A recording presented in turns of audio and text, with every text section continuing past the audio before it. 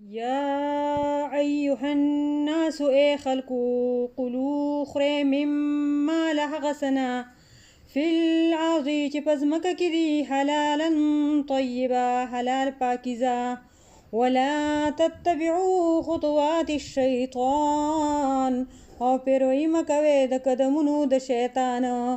انه لکم عدو مبین بشک هغه ستاسو ښکاره دښمن دی انما یعمرکم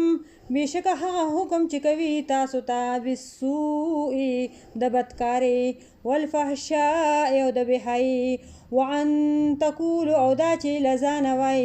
علی الله په الله باندې ما لا تعلمون هغه خبرې چې تاسو پرې نه پوهیږئ وإذا هر کله قیل چې وویل شي لهم اتبعوا هغوی ته چې پیروي وکړي ما انزل الله هغه څه چې نازل کړي دي الله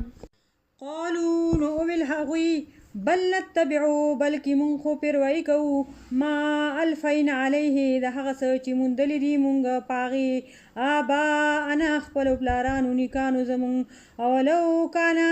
آیا اگر کوي آباؤهم داغوی پلاران نیکه لا یعقلون شیئا ولا یهتدون چې نه پوهیدل په هیڅ څیز او نه په سمه لار موندونکي ومثل الذین او مثال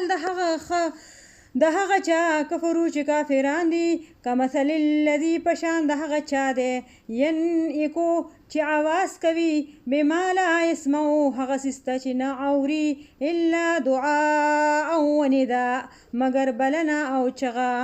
صم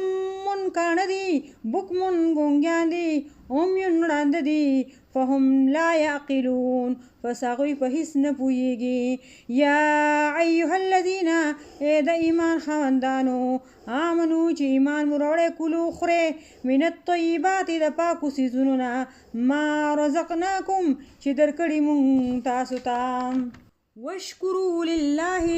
او شکر کوئ د الله ان کنتم کچریه تاسو ایاه تعبدون د هم هغه چې عبادت کوئ انما بشکا حرم علیکم المیتة هغه چې حرم کړي په تاسو باندې مرداره والدم او وینه ولحم الخنزیر او غوښه د خنزیر وما اهل به او د هغه ځناور په کوم چې ویلی شوي وي نوم بغیر د الله نه لغیر الله د غیر د الله نه فمن استر فسوق چې مجبور شي غیر باغ ولا عاد نه سرکشي کوونکی وي او نه د حد نه تیریدونکی وي فلا اسم پس نشته ګناه علیه پاغي ان الله بشک الله تعالی غفور رحیم بخونکی مهربان دی ان الذین یقینا کوم خلق چې دی یکتمونه چې پټوي ما انزل الله هغه څه چې نازل کړي الله من الکتاب لکتابنا ویشترون او اخلی به ثمنا قلیلا په بدله د هغې کې قیمت لږ اولئک دا هغه خلک ما یاکلون نخوري فی بطونهم په خېټو خپلو کې الا النار مگر اور ولا يكلم الله او نه به کوي خبرې د هغوی سره الله یوم القیامت په ورځ د قیامت ولا یزکیهم او نه به پاک کړي هغوی ولهم او د هغوی دپاره عذاب عذاب دی علیم درناک اولئک الذین اشتروا الضلالة هم دا هغه خلق دي کومو چې واخیستله گمراهی بالهدا په بدله د هدایت کې والعذاب بالمغفره او د عذاب په بدله کې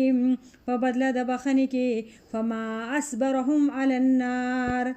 فسمره لوی صبر د هغوی ته دی په دوزخ